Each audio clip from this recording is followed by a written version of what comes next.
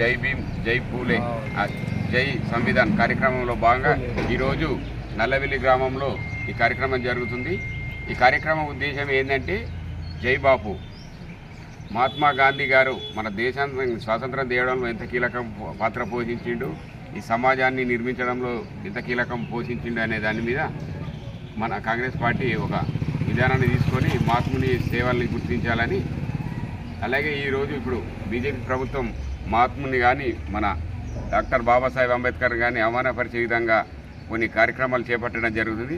దానికి నిరసనగానే మనము కాంగ్రెస్ పార్టీ పిలిపించి ప్రతి గ్రామంలో జై బాపు, జై భీమ్, జై సంవిధాన్ అనే కార్యక్రమాన్ని తీసుకొని మన వీళ్ళు చేసిన సేవలు దేశానికి ఏ విధంగా ఉన్నాయి, ఎంతవరకు వీళ్ళతోటి మనకు లాభమైంది అనేది వివరించడానికి ఒక కార్యక్రమం మన కాంగ్రెస్ పార్టీ తీసుకోవడం జరుగుతుంది. అందులో భాగంగా ఈరోజు నల్లవెల్లిలో ఈ కార్యక్రమాన్ని నిర్వహించడం జరుగుతుంది.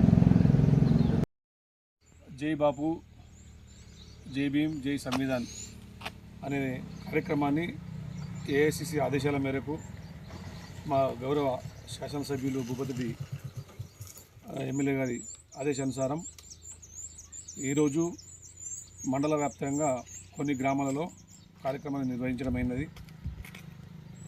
ఇందల్వాయి, తిరుమన్పల్లి, గన్నారం, నల్లవెల్లి, చిన్నపల్లి, డొన్కల్, మల్లాపూర్ ఈ గ్రామాలలో ఈరోజు చంద్రన్పల్లి ఈ గ్రామాలలో ఈరోజు ఈ ప్రోగ్రాన్ని ప్రారంభించడం అయినది.